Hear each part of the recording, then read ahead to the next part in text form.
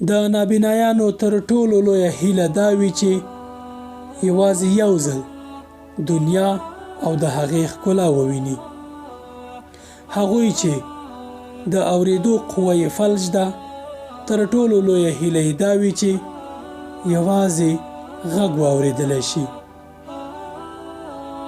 خو هغوی چې خبرې نشي کولی، هغه وخت ځان د دنیا تر ټولو خوشبخته انسان احساسوي چې کله دوی خبرې وکړای شي.